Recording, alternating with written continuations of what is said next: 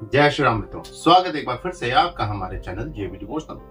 पिछले एपिसोड में हमने देखा कि किस प्रकार से लव कुश अपने गुरु की आज्ञा लेकर निकल जाते हैं अयोध्या की ओर। जब गुरु उनको ज्ञान दे रहे होते हैं तो उन्हें ये एहसास होता है, स्वयं नहीं होता है, मारुति नंदन हनुमान है, वो उनको ये एहसास दिलाते हैं कि हाँ चलिए चलते हैं अयोध्या नगरी में इसका प्रचार प्रसार करते हैं, या फिर नगर नगर जाके इसका प्रसार किया जाए। दरअसल प्रभु श्री राम जी का और माता सीता का उनको चरित्र कुछ इस प्रकार से मन मंदिर में बस गया कि उसकी व्याख्या जनमानस तक पहुंच जाए। इस कार्यभार को मारुति ने राम नंदनों को पढ़ा दिया है। लवकुश इस विदा को उठा करके माता की आज्ञा के अनुसार मनाना पड़ा, लेकिन मानने के अनुसार अब वो नगर नगर जाकर के राम जी की गाथा गा रहे हैं। और कहीं ना कहीं हमारे लिए भी बड़ा दिलचस्प ये सीन रहता है, क्योंकि ये एक तरीके से रिकॉल होता है। पूरे जितने एपिसोड अभी तक हम लोगों ने देखे सबका रिकॉल है, एकदम ग्लिम्प में दिखाया 10-10 एपिसोड के बाद का क्या सीन था। फ्लैशबैक देखना मजा तो आता, तो बड़ा अच्छा लगा कि इतनी लंबी जर्नी हम लोगों ने भी क्रॉस कर ली है। और सही में थोड़ी सी लंबी तो हो गई, लेकिन क्या कोई बात नहीं। फिलहाल अभी देखते हैं कि आगे ये प्रभु श्री राम जी तक कैसे पहुंचते हैं। जो माता जानकी की चिंता है, वन देवी की चिंता है, वो किस प्रकार से, क्योंकि अयोध्या के जो भी नगरवासी हैं, प्रजा हैं, वो भावुक हुए, क्योंकि उन्होंने जब माता सीता की पीड़ा सुनी, उसको एहसास किया, क्योंकि किसी ने एहसास नहीं, तब उन लोगों को यह एहसास कि उन्होंने कितनी पीड़ा दी। 14 वर्षों तक तो वो वन में रही। आते देरी नहीं हुई कि नगरवासियों ने फिर से वन में भेज दिया। वो व्यक्ति, वो लड़की, वो राजकुमारी जो जहां रह रही थी वहां भी पुष्प थे, और जहां आई थी वहां भी पुष्प थे उसके सुसज्ज। वहां भी रानी थी, यहाँ भी रानी। उन पुष्पों को छोड़ करके कांटों में जाकर के भ्रमण किया उन्होंने, केवल किस लिए? पतिव्रता धर्म अदा करने के लिए, व्यय करने के लिए, और रघुकुल की रीति परंपरा प्रतिष्ठा अनुशासन बनाए रखने के लिए। सबसे बड़ी बात यह है कि प्रजा को यह एहसास भी हुआ कि प्रभु श्री राम जी ने जो पीड़ा झेली, उस कष्ट में उनका सहयोग पूरा माता जो कार्य अयोध्या वासियों ने किया वो कितना अमानवीय था, ये भी उनको ज्ञात। अब मुझे देखना है ये धोबी का रिएक्शन कब दिया जाएगा। चलो फिलहाल ये सब देखने के लिए हम चलना पड़ेगा एपिसोड में। बिना शुरू करते हैं एपिसोड 281 पार्ट। प्रेम सुधा ये रघु की गरिमा, कठिन है वर्णन सिया की महिमा।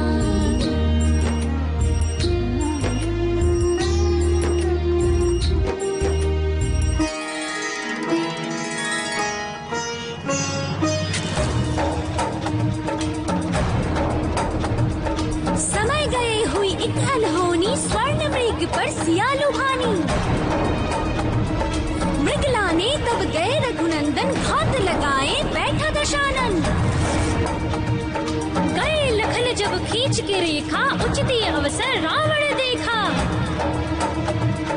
ब्राह्मण बन के की चतुराई, भूख प्यास की व्यथा सुनाई।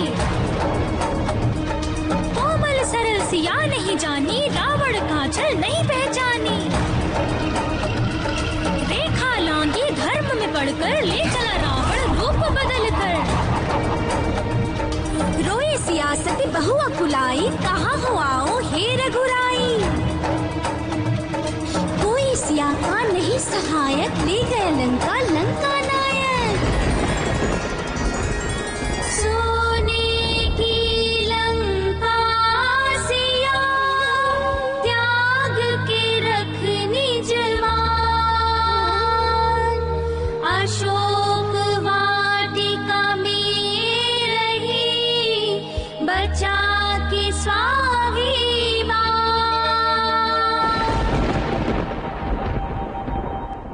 ऋषि कुमारों, मैं अयोध्या के राजभवन से आया हूं। आप दोनों को माता कौशल्या ने राजभवन में ससम्मान आमंत्रित किया है। आइए।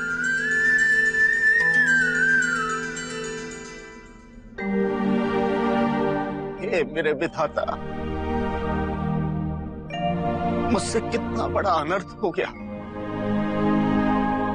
मैंने बिना सोचे समझे माता सीता के चरित्र पर इतना बड़ा लांछन लगा दिया। माता सीता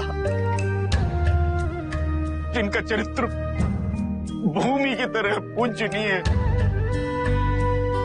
अनुकरणीय है,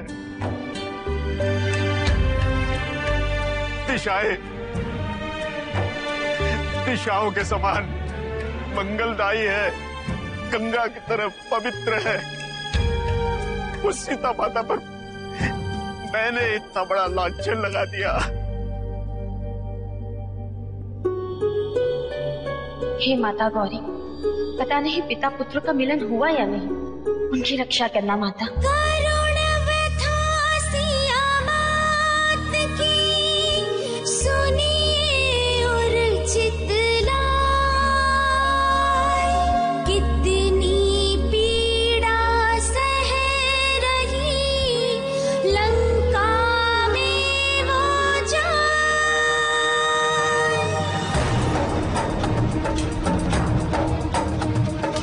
इष्ट है मेरे श्री रघुराई, तेरा अंत करेंगे आई। आर्यपुत्र को तू नहीं जाने, कण कण उनकी महिमा बखाने। खींच गया सुन सिया का उत्तर, लज्जाहीन चला दशकंधर। निशाचरी सब लगी डराने, परंतु सीता हार न माने।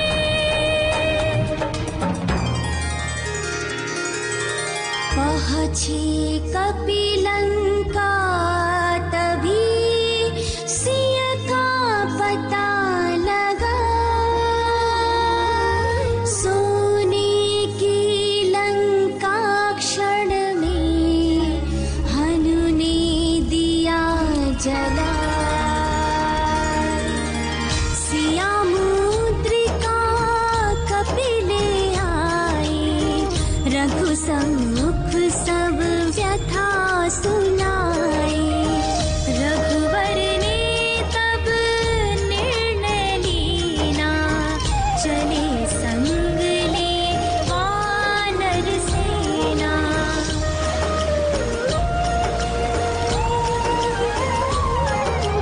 रावण राम का युद्ध भयंकर, साथ राम का दिए विभीषण। मेघनाद ने तीर चलाए, लखन गिरे भूमि मुरझाए। तुरत ही हनु संजीवन लाए, लक्ष्मण फिर से जीवन पाए। इंद्रजीत को लखन संहारे, कुंभकर्ण को रघुवर मारे। लंकापति तब रावण आया, राम ने उस पर धनुष चलाया। रहस्य मृत्यु का बताए विभीषण, राम चलाए बाण कुत्र तृषण। धरती गिरा तब आए दशानन, लंकापति कहलाए विभीषण। जित राम लंका तो भजी विजय डंका, तो सीता सती सम्मुख राम के आई है। पीड़ा ये विरह भरी कैसे कहे, वैदेही आंसुओं से बस आंख भर आई है। स्वीकार ऐसे तब किए नहीं राम सीता, अग्नि के कठिन परीक्षा करवाई है। सत्य है खोनीता सीता छू न पाए पाँव कभी, चारों ओर करुण वेदना सिंचाई है। दिया प्रमाण प्राण प्यारी रघु राम जी की, जयकारा दसों दिशाओं ने लगाई है। हृदय लगाए राम तब जाके, वैदेही प्रेम परीक्षा सुख के दिन लाई है। सब वानर से विदा कराई, लौटे अयोध्या तब रघुराई। माताएं और भरत शत्रुघ्न, हर्षित मिले राम सिया लक्ष्मण।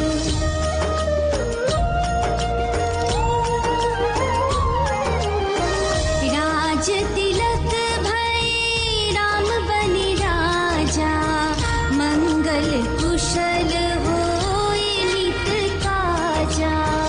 आनंदित करे राम कहानी, राजा राम सिया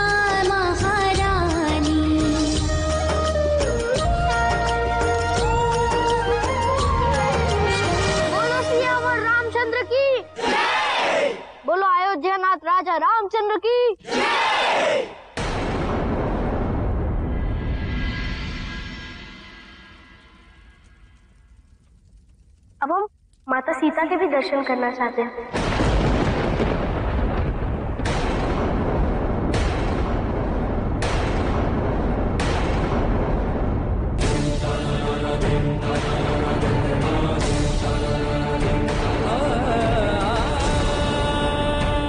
हम माता सीता से मिलना चाहते हैं। क्या वो यहाँ उपस्थित हैं?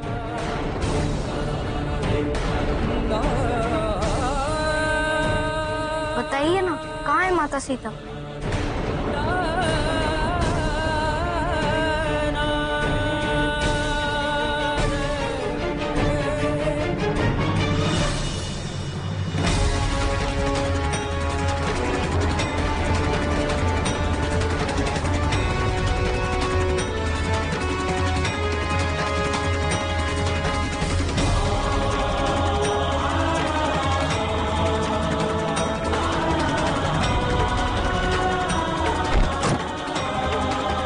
सीता से मिलना चाहते हैं। क्या वो यहाँ उपस्थित हैं?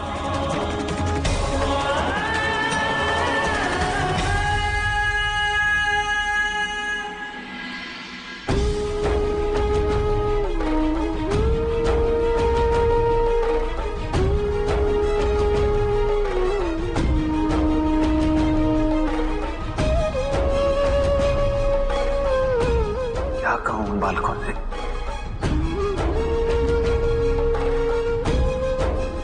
मुख से कहूं कि मैंने आपका परित्याग कर दिया, अपनी धर्मपत्नी का, अपनी महारानी का। क्या उत्तर दूं इन बालकों को? मैं सीता दीदी की बहन, किंतु मुझे भी उनके जीवन की सूक्ष्म घटनाओं की जानकारी नहीं है। आपको ये राम कथा किसने सुनाई?